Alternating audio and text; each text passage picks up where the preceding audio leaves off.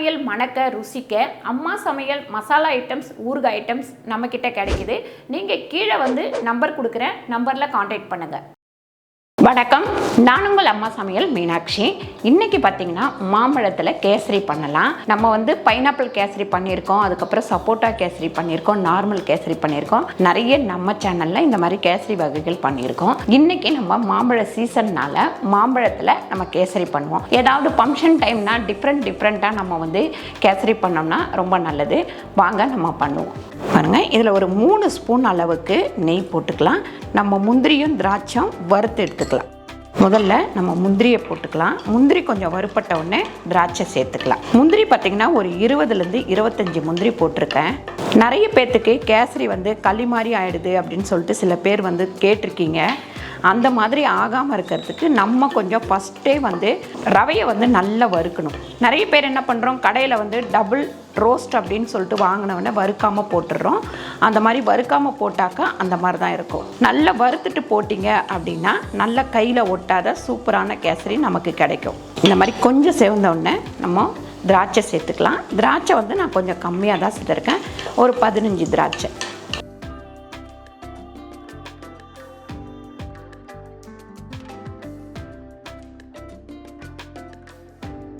ரெண்டு கப் அளவுக்கு ரவை எடுத்து வச்சுருக்கேன். இது வந்து 300 கிராம் ரவை.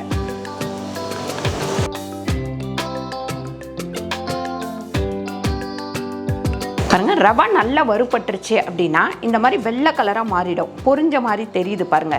இதுதான் நமக்கு ரவை வறுபட்டதுக்கு பக்குவம். இப்போ நம்ம 2 கப்பு வந்து ரவை கொட்டினோம். 2 கப்புக்கு நம்ம 4 கப்பு தண்ணி ஊற்றிக்கலாம்.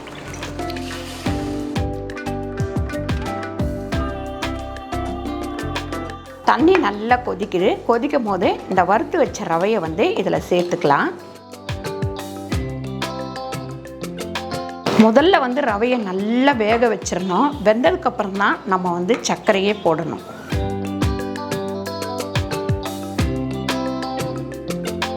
இப்போ நம்ம ஒரு சிட்டிகை அளவுக்கு உப்பு சேர்த்துக்கலாம். எப்பவுமே எந்த ஸ்வீட் செஞ்சாலும் கொஞ்சம் உப்பு சேர்த்தா தான் அது ஒரு டேஸ்ட்டு கிடைக்கும். இந்த மாதிரி ரவை வெந்ததுக்கப்புறம் ஒரு 2 ஸ்பூன் அளவுக்கு நெய் போட்டுக்கோங்க.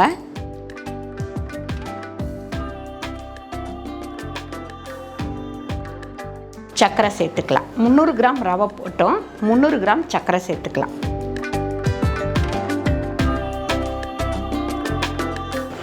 நல்லா இந்த மாதிரி கிண்டியாச்சு. இந்த கட்டியெல்லாம் நமக்கு வந்து ஃபுல்லாக நம்ம கிண்டும் போது சரியாக போயிடும். கொஞ்சம் நேரம் வேக விட்டுட்டு கிண்டினீங்கன்னா இந்த கட்டி இல்லாமல் நல்லா வந்துடும்.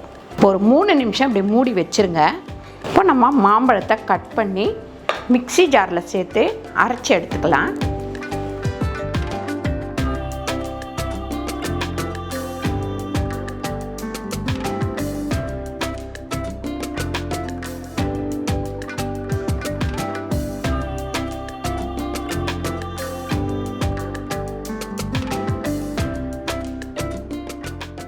இந்த மாம்பழத்தை ஒரு 2 சுற்று சுற்றி எடுத்துக்கலாம். இப்போ நம்ம அரைச்ச மாம்பழத்தை இதில் சேர்த்துப்போம். கொஞ்சம் அடுப்பை ஹையில் வச்சுட்டு நல்லா கிண்டி விட்டுக்கோங்க. ஏலக்காய் பொடி ஒரு 1/2 ஸ்பூன் சேர்த்துக்கலாம். 300 கிராமுக்கு நமக்கு 150 கிராம் நெய் தேவைப்படும். நம்ம ஆனால் கொஞ்சம் கொஞ்சமாக தான் அந்த நெய்யை ஊற்றணும். அப்படின்னாக்கா மேலே வந்து ஒட்டாமல் நல்லா வரும். பாருங்க, இந்த ஸ்டேஜில் நம்ம நெய் வந்து ஊற்றிக்கலாம்.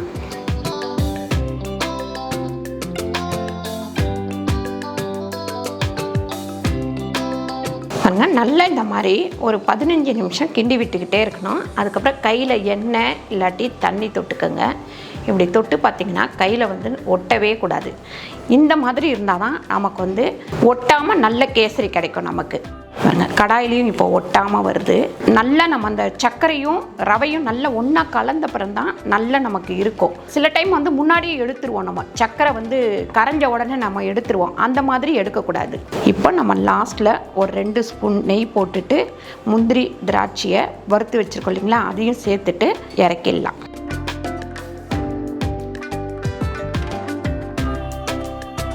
சூப்பராக நமக்கு மாம்பழ கேசரி கிடச்சிருச்சு. இப்போ அடுப்பை ஆஃப் பண்ணிவிட்டு உங்களுக்கு தட்டில் எடுத்து வச்சு காமிக்கிறேன்.